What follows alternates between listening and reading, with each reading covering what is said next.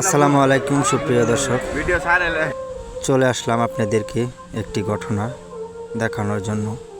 সকাল 6টার সময় আমাদের সরসাপুর বাজারের রূপসান চাচা, সে মুদির দোকানে ব্যবসা করত। সে সকালে নামছিল পানিতে, এখন সে নিখোঁজ। সরকারি সে একটি ছোটোখাটো হয়তো জব করত, পানি মাপার যন্ত্রটি তুলতে গিয়ে সে সকালে নিখোঁজ।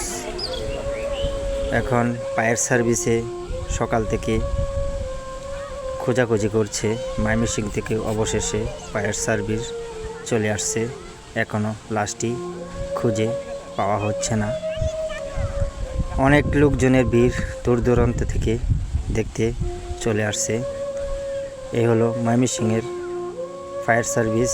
ফুলপুরের ফায়ার সার্ভিসে বাই করতে পারে নাই, তাই এখন ময়মনসিংহ থেকে আনা হয়েছে, কিন্তু এখনও খুঁজে পাওয়া যাচ্ছে না। পরবর্তী যদি পাওয়া যায় আপনাদেরকে দেখানোর চেষ্টা করব। ভিডিওটা শেয়ার করে পাশেই থাকবেন।